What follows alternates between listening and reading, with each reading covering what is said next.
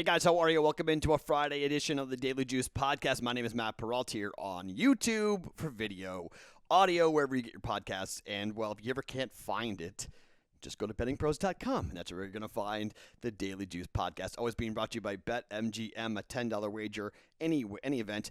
You win $150 with that promo code JUICE150 at BetMGM.com, the BetMGM app, that promo code JUICE150. All right, so last night wasn't good. And totals and me have been really tough this year. And so we get the Colts right, teasing it down, but the total, I should have gone the other way. Everything went to hell, really, with the injury to Mike White. I don't know if the game would have stayed under if Mike White had played. In fact, it probably stays. I mean, it was the defense for the Jets more than the Jets' offense, but that was unfortunate. We get 1 out of 2 for the prop bets to come in. We get the Carson Wentz rushing prop to hit, so we got that right. So the game, not a complete wash, but 1 and 2, and overall the full 1-unit teaser goes down. I did have, as I mentioned before, I had a couple of personal plays in hockey. We mentioned last night, went 1 and 1 in those. We've got the Colts -10, so still a losing night for me, but a losing night overall for the podcast last night. But here's where we're going to go here for today on a Friday.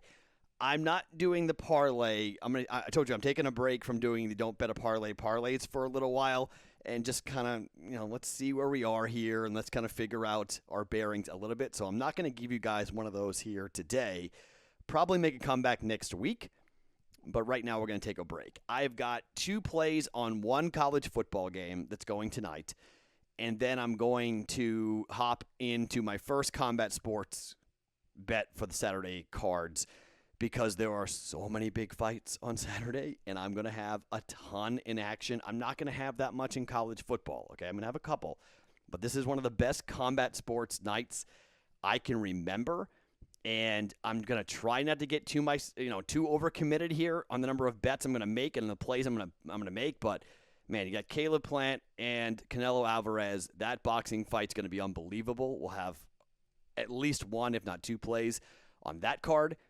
And I don't know, I want to bet every fight on the main card for the UFC event. And I'm kind of like, all right, I don't want to, these are the days where you can really hurt the bankroll if you're dead wrong on this stuff. It is fighting after all. But man, this is one of those nights. If you're not a UFC fan, I cannot stress to you how good the card is for UFC 268.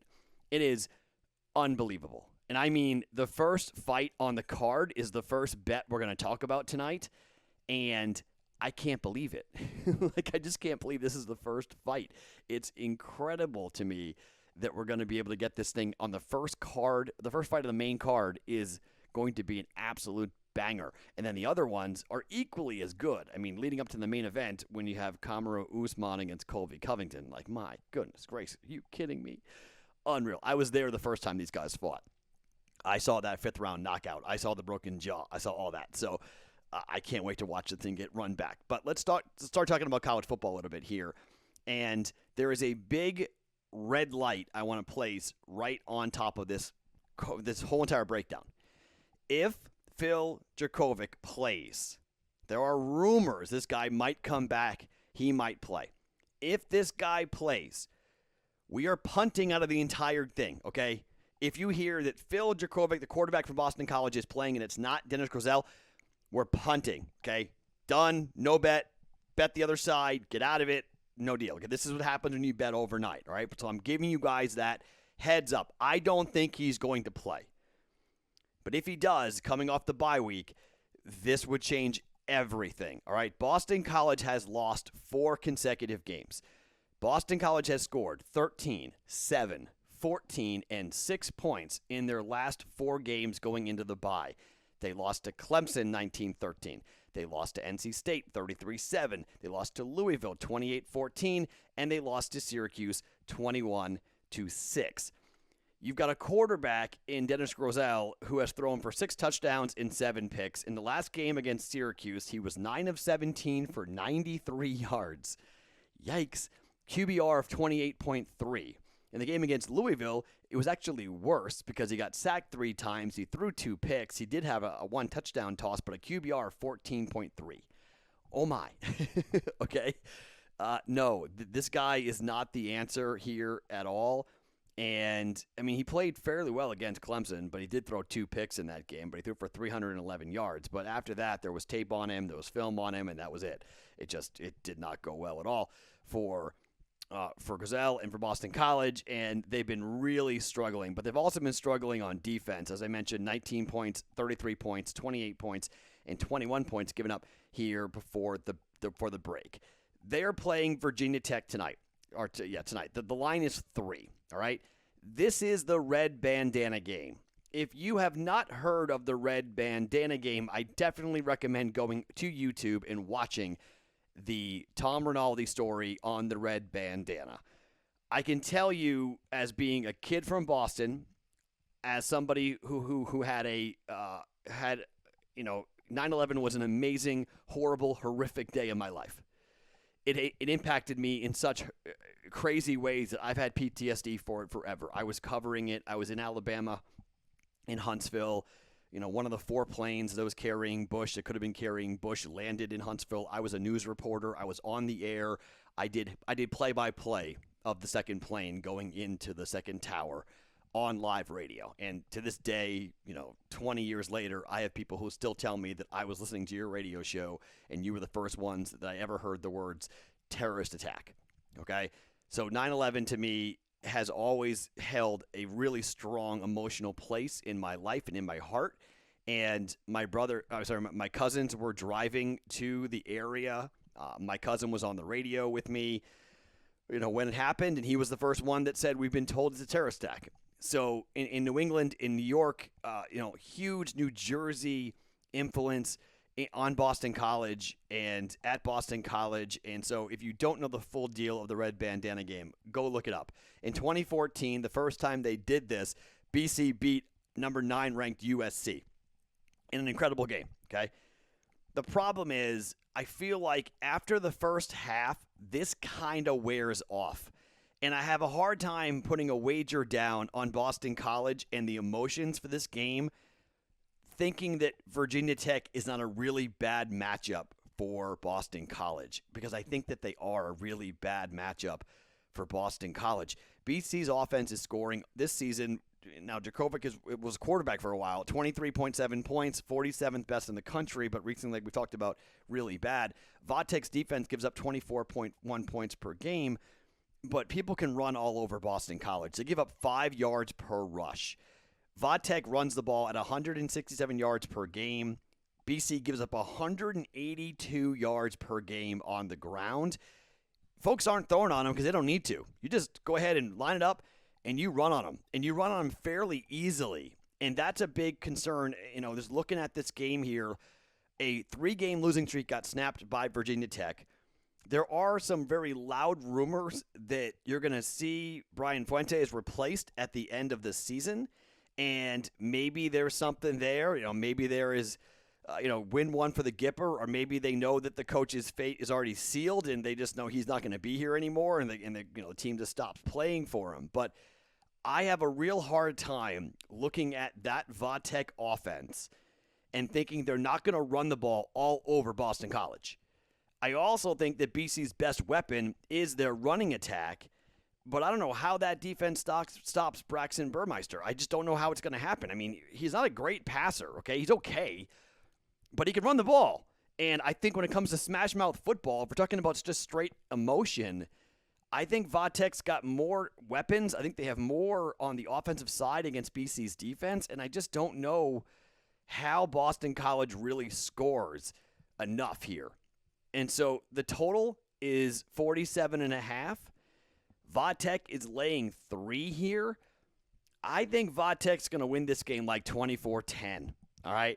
I don't think BC is scoring all that much. I think, 6, 14, and 7, and 13 over the last 4. They come into the bye week. Maybe things change. Maybe they score 20.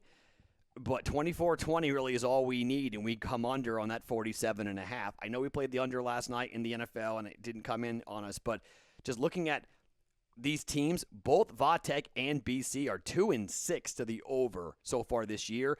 In Boston College, the last 4 games and 5 of the last 6 have all gone under. The only game that didn't was Missouri, where it went over by 16.5. But they've been clearing these unders in the 50s and 40s really easily. 51.5 to Syracuse, under by 24.5 points. Louisville, 57.5, it went under by 15.5 points. NC State, 51, it went under by 11 points. 46.5, it went under by 14.5 points against Clemson. Last 4 games. 2 of the last 3 have gone under for Va Tech. 55 points against Georgia Tech. They won the game 26-17, under by 12 points. The Syracuse game was the anomaly. They lost. They gave up 41 points at home to Syracuse. That game went over by 31.5 points. The game before that against Pittsburgh, though, they lost at 28-7. That game went under by 20.5 points. I do think Va Tech scores. I don't think that Boston College is going to score, even though they're at home. Let's go to 5 straight games to the under here with Boston College. Under 47.5 points. And let's take Virginia Tech, even though they're 3-5 against the number, and they just snapped, a streak where they hadn't covered for 5 straight games. They just beat Va Tech on the road, and they covered. They were 3-point dogs on the road, and they won by 9. Let's see if they could do this again, laying 3 points. I just don't think BC scores. Again, Boston College has been not good. They've been home or away, doesn't really matter. They're catching 3 to NC State, lost by 26. They're catching 4 to Louisville, they lost by 14. Catching 6.5 to Syracuse, and they lost by 15.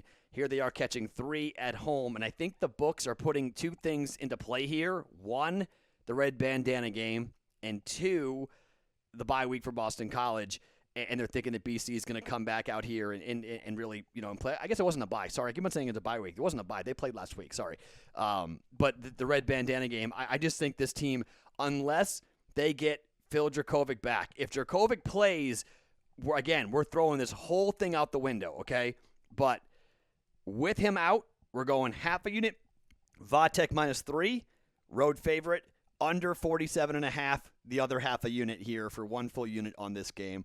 Va Tech and lay the points, and the under 47.5 for Va Tech in Boston College. Let's get like a 23-7 type of win here for Virginia Tech. BC doesn't score. Va Tech scores enough. They cover. They run away with it. I just don't think BC is going to be able to score and keep up. Maybe if you like Boston College, maybe you take a first half number. Maybe you look at them potentially, catching a point or 2. But I think the emotion wears off after the first half, and in the second half, I just think it's going to be too much Va Tech running the football with their quarterback and their running attack kind of on that Boston College defense. I don't think they're going to be able to stop it personally. Okay, so that's the only play I got going for today. There may be more coming in the Discord channel. I may have a player prop or 2. I kind of stayed away from the NBA yesterday. Maybe we get back involved with NBA player props. Potentially hockey. We'll throw some hockey potentially going here, and I've hit a couple of hockey bets now. So I hit back-to-back bets on the Oilers, for instance, with those puck line bets. So we've been turning things around a little bit here with hockey. So maybe we'll get back involved. But right now, that's all that I like right now here on a tape time, overnight heading into Friday morning. But I want to give you the first bet of the weekend for Saturday. And let's talk about Justin Gaethje up against Michael Chandler. I know there are folks in the Discord channel who are real big Michael Chandler fans. All right, they buy into the whole whatever, Iron Mike Chandler and coming over from Bellator and blah, blah, blah. The one win he had against Dan Hooker that everybody was like, oh my gosh, here comes Michael Chandler. He knocks out Hooker fast. And okay, I told everybody Charles Oliveira was going to beat the dude. And in the first round of that fight, I was swallowing my tongue going, uh-oh, because Chandler had him. Okay, he had Oliveira hurt in the first round, and Oliveira survives. And then in the second round, it was all Charles Oliveira. Huge left hand, knocked Michael Chandler silly, and then got on top, ground and pound, good night, KO, see you later, Michael Chandler, right? He was fighting for the belt way too fast. However, the UFC is not exactly giving him a layup here. They're giving him Justin Gaethje, who last fought last December against Khabib in Khabib's last fight in the UFC. He got choked out in the second round. It was a dominating performance by Khabib. Khabib chased him around and knocked him around for the entire first round, got him on the ground in the second round, and tapped him out. No disrespect there, okay? That is just, Khabib is the best fighter maybe of all time in any weight class in the UFC. The dude's incredible. Gaethje is an unbelievable fighter. He's beaten guys like Ferguson and Barbosa and Cerrone, and he's just, he's got a couple of losses on his resume, but he's 5'11", okay? He's 5'11". How tall is Michael Chandler? Like, really, how tall is Michael Chandler? Because Michael Chandler looks like he's 5'4". Now, I don't think he's 5'4", but he might be. He might be 5'4". He's going to have a massive problem, height and reach. I don't buy Michael Chandler's numbers. And Michael Chandler is 5'8" with a 71-inch reach. Now, that's from UFCstats.com. I don't buy that. I don't think that's the case. But Michael Chandler's fights, on average, 6 minutes and 26 seconds. Okay? Justin Gaethje's fights, he's 22-3 all time, 9 minutes and 44 seconds. Okay? Gaethje, 7.46 strikes landed per minute. Okay? This dude hits you, all right? And Chandler, as we saw, can be touched. Oliveira got to him. Now, wrestling-wise, Justin Gaethje's a damn good wrestler. Really good wrestler. Michael Chandler's not going to have a big advantage here. He's going to have to get on the inside, and he's going to have to try to really use his strength against Gaethje. But that's where the leg kicks come in. That's where the check hooks come in. That's where when you start coming in on Gaethje and he just starts going ... and he's hitting you, you're going to feel that. And it's going to make you stop and think twice about coming in here, okay? I know Gaethje lost to Dustin Poirier, but this dude's a different fighter, all right? He's a different type of dude. He's a different fighter. And again, the UFC is expecting Michael Chandler to beat Gaethje and then to rise back up and potentially have a rematch with Charles Oliveira because they like the hype the guy brings, okay?